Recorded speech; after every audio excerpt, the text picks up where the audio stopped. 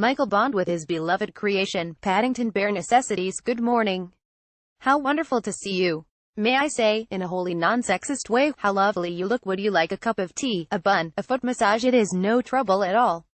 Right. That is quite enough of that. It is not as easy it looks, this being polite and kind lark. But try we must. Selfish sorts have probably been too busy elbowing old ladies away from the last pave rustic on the shelf at Waitrose to notice, but good manners and thoughtfulness are having a bit of a moment at the moment. For that, thank a small bear in a big hat from Peru. Paddington is the name, and world domination is the game as the furry one returns to cinemas this weekend. Sweet, funny, and a teensy bit sad, Paddington 2 is the kind of film that, in the words of Jack Nicholson's misanthrope in As Good as It Gets, makes you want to be a better person. No, don't vomit, this is serious. Perhaps it is the run-up to Christmas, the season to be sentimental, or some sort of delayed hysterical reaction to the Brexit vote, but kindness is making the news in a way it rarely does.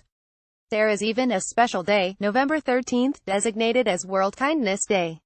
Started by the World Kindness Movement, an international coalition of groups dating from 1997, the day has played host in the past to such good deeds as volunteers handing out free flowers and chocolate, and a mass hugin on Bondi Beach. Kindness has fans in all manner of places. A new book published this week, Obama: An Intimate Portrait, by Pete Souza, the former president's official photographer, reveals that Obama's oft-repeated advice to his daughters is be kind and be useful.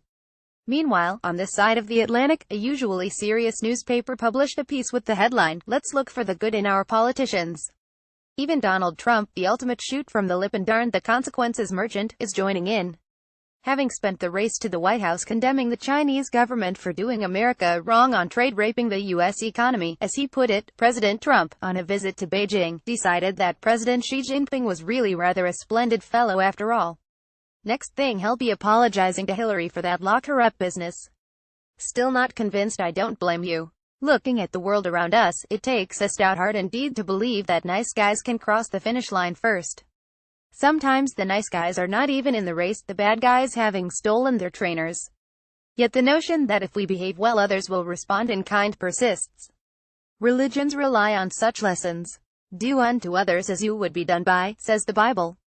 Don't collect bad karma, teaches Buddhism, lest rotten things said and done come back to haunt you. What goes around comes around, right? Such are the security blankets we wrap around ourselves when the world turns cold. Calls for people to be kinder are usually accompanied by appeals to the media to stop filling bulletins and newspapers with end-to-end misery. The former BBC News anchor Martin Lewis famously made the news himself for advocating such a thing, much to the guffaws of his peers. That is the trouble with being polite and kind. It is not quite enough to do it alone. It is a team sport or it is nothing. It is one thing for Paddington's Aunt Lucy to tell him that, if we are kind and polite, the world will be right, but she never had to stand in a Souchy Hall Street taxi queue at 2 a.m.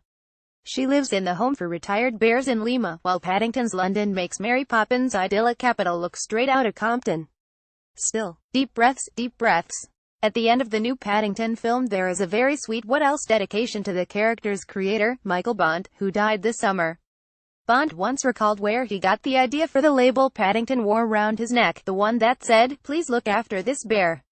Thank you." It was from the evacuees he saw at railway stations during the Second World War, children with nothing more to their name than the clothes they stood up in, a suitcase, and a hope that wherever they were going, some nice grown-ups would look after them. As Bond once told the Belfast Telegraph, the label is important because it says thank you.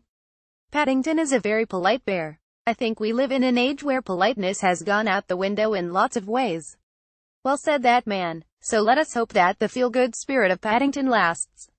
Is tea time tomorrow too much to ask? Splish splash. Her Majesty's media does not get many chances to use a swimsuit shot when reporting a cabinet appointment, and my goodness they were determined to make the most of it when Penny Mordaunt became International Development Secretary.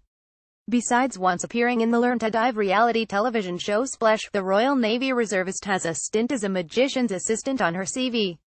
The various profiles of Ms. Mordaunt generally pitch her as a game for a laugh sort, as evidenced by her taking the wheel of the Leave Battle bus during the referendum campaign.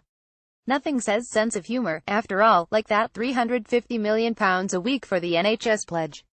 But before the waves close in over her predecessor, let us not forget her contribution to the gaiety of the nation this week. Not for Priti Patel a short ride in a ministerial car before resigning. She had to fly from Nairobi with thousands tracking her flight via the Flightradar24 website. It sets a high bar for resignations in future. If the next does not involve a parachute jump into Downing Street, we'll be most disappointed. Jack the Donald Slayer. Curiously, there has not been much in the way of celebrations to mark 1 year since Donald J. Trump was elected. Yes, it really has only been a year since millions woke and said to their other halves, yeah, right. Do I look like I'm a few stars and stripes short of a flag? Since the presidential mammy is from Scotland, BBC One Scotland felt compelled to air a documentary, Donald Trump, Scotland's president. There was not a lot news, but presenter Glenn Campbell did manage to tease something out of former First Minister, now Lord, Jack McConnell.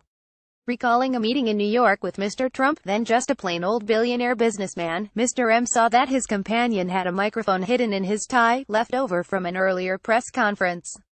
I like to record the media, Mr. Trump told him. But much to Mr. M's consternation, he showed no signs of removing the mic for their meeting. I wasn't having it, Mr. McConnell told Campbell. Jack the Giant Slayer. Who knew?